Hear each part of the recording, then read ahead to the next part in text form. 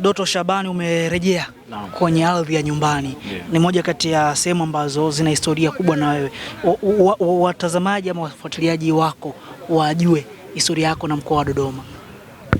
Historia na mkoa wa Dodoma. Dodoma mimi nyumbani hapa amezaliwa baba yangu na ndugu zangu wote upande wa baba hapo. Huko Dodoma mimi ni nyumbani kabisa. Unacheza katika maeneo mbalimbali ukiwa uwanjani, fullback, center back, kuna muda unacheza kama defensive midfielder. Hii inakuwa rahisi kiasi gani kwako wewe kucheza katika majukumu mbalimbali? Kwanza namshukuru Mwenyezi Mungu. Ni uwezo wa kipekee amenijalia, na pia ni kufuata maelekezo ya mwalimu ndio inasababisha unaonekana unafanya vizuri kwa nafasi yoyote.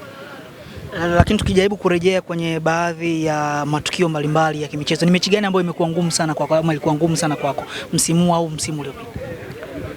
Msimu uliopita nadhani. Msimu uliopita mechi yangu ngumu ilikuwa mechi ya Azam ya raundi ya kwanza. Maana ilikuwa imepita muda kidogo sijacheza, afu ndio ilikuwa napata nafasi kwa msimu ule uliopita. Hiyo ndio ilikuwa mechi yangu ngumu. Na kitu majirani, kitu ambacho wachezaji wengi hawapendi kukisikia, kinapokuja kwako na ambavyo umekipitia, rai yako ni nini? Majeraha hayaepukiki kwa wanamichezo. Tunafanya mazoezi, tunamwomba Mungu ili tuwe salama, maana ukishapata majeraha inakurudisha nyuma, yani kwa asilimia kubwa.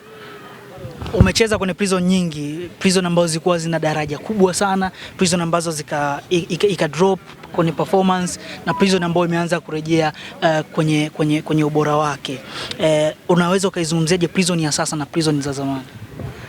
Prison ya sasa imekuwa na ufundi mwingi tofauti na zamani. Tumezoeleka mpira gwaride, mpira nguvu nini, lakini sasa hivi imekuwa na ufundi mwingi. Kwa hiyo tunajipanga kwa ajili ya kufanya vizuri tu basi. Pachango amefariki, nilikuwa naye. Asante.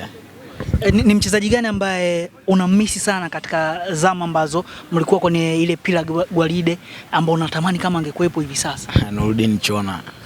Kwa nini Chona? Alikuwa anapenda tucheze mvua ikiwa imenyesha. Ni kuchafua tu. Asante sana. Asante.